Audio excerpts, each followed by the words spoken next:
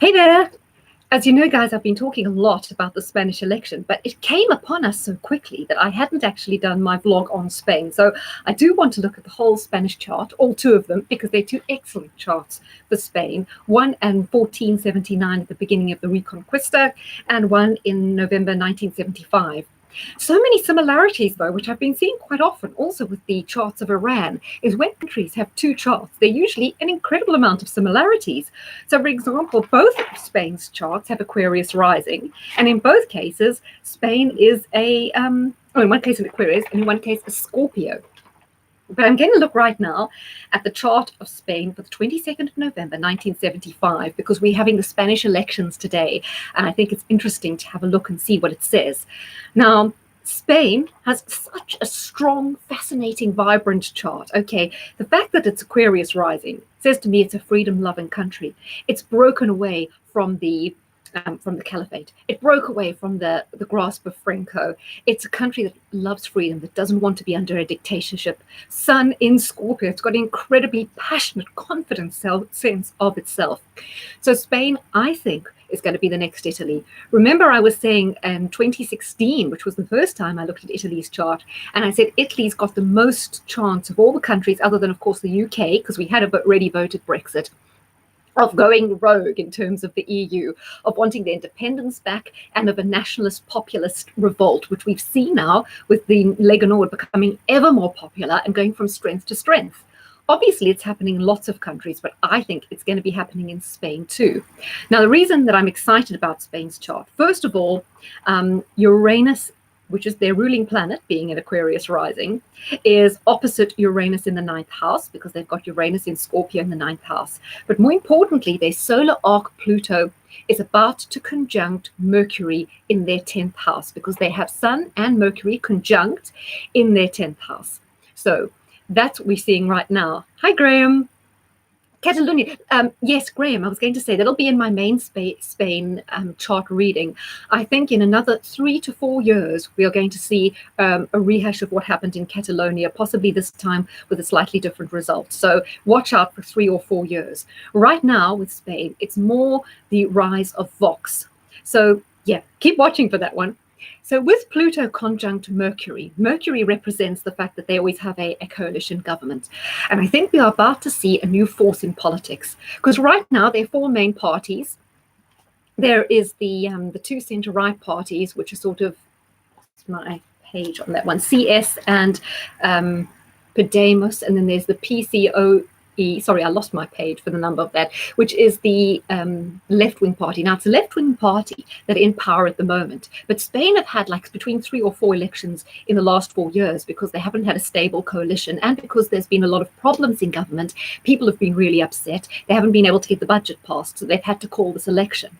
I think the surprise thing, instead of those 4 stable parties, sorry if I got the names wrong, it's the PCOE, the PP, which is the centre-right. CS is also a centre-right party, and Podemos is another left-wing party.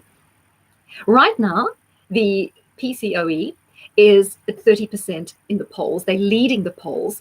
The PP party, which is centre-right, is down on 20%. However, 40% of voters in most polls haven't made their mind up.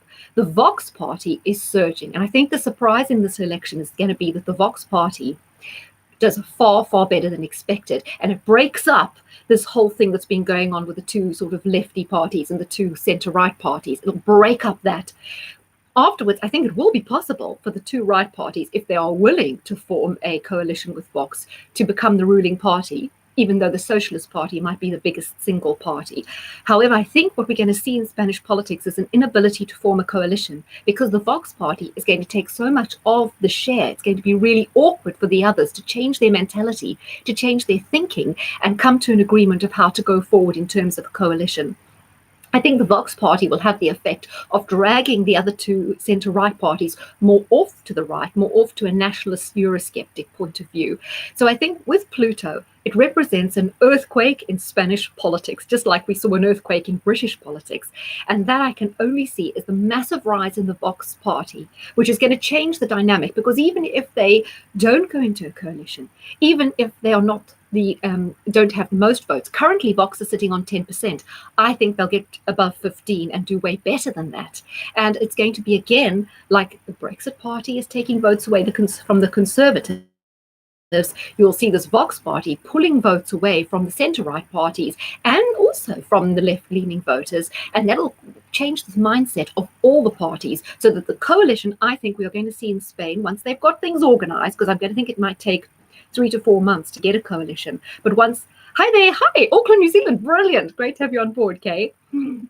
So once they've got this, have these elections, I think all the parties, this Vox party is just going to change politics. And I think they're going to be the surprise package. And I think, like, definitely Spain has got an exciting future. There's a lot going on in the Spanish chart, a lot of very positive things. Things are a bit wobbly in terms of their major bank, because there's a synergy to 1993 when one of their big banks went bust. So I think there could be a financial crisis in Spain. It might even be orchestrated in order to weaken the Vox party and to tie Spain in further to the EU, because they'll be more dependent. So I'm wondering if there'll be a little, messing around with the Spanish finances to make them more dependent. But I do see a lot of positive things and inward investment in Spain as well. Just looking to talk once again, Spain has got such a vibrant, strong chart. Moon in Cancer, extremely patriotic. They've got Sun conjunct Mercury in Scorpio. And why is Mercury so prevalent in their chart? Well, because Spain was the first international language, really. The amount of Spanish speakers, Spain was the most powerful colonizing nation, the first one. It was the first global empire on which the sun never set. It's got a fantastic history, and I think lots more good things to come from Spain, starting now with a reinvigoration and excitement for the country.